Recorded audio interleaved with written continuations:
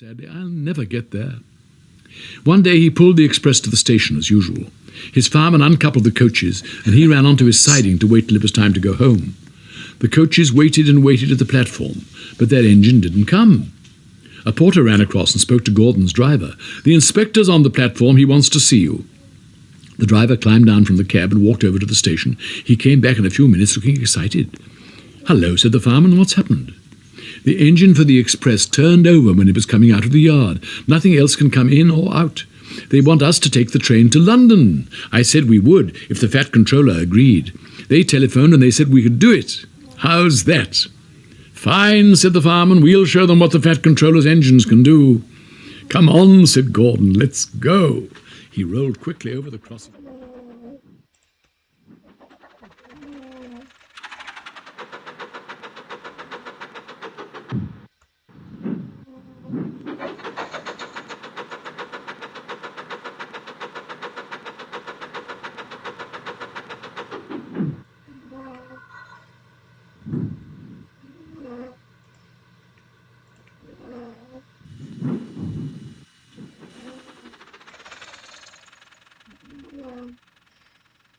They said we could do it.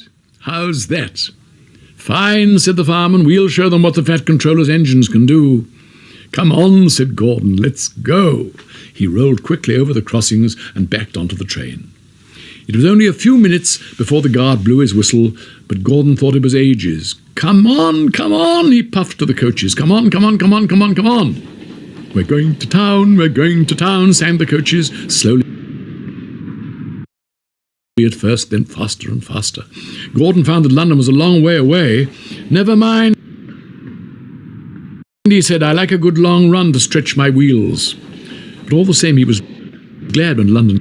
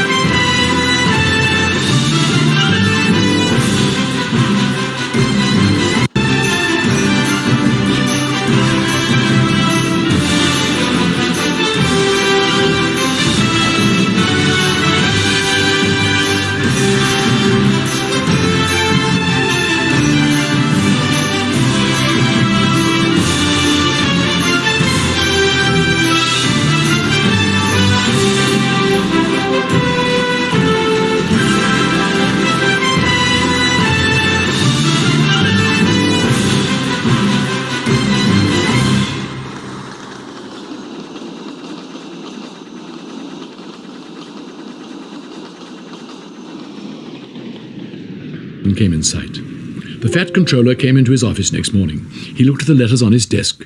One had a London postmark. "I wonder how Gordon's getting on," he said. The station master knocked and came in. He looked excited. "Excuse me, sir, have you seen the news?" "Not yet. Why?" "Just look at this, sir." The fat controller took the newspaper. "Good gracious me," he said. "There's Gordon. Headlines, too. Famous engine at London station. Police called to control crowds." The fat controller read on, absorbed. Gordon returned next day. The fat controller spoke to his driver and fireman. "I see you had a good welcome in London." "We certainly did, sir. We signed autographs till our arms ached, and Gordon had his photograph taken from so many directions at once that he didn't know which way to look." "Good," smiled the fat controller. "I expect he enjoyed himself, didn't you, Gordon?" "No, sir, I didn't." "Why ever not?" "London's all wrong," answered Gordon sadly. "They've changed it. It isn't King's Cross anymore. It's St. Pancras."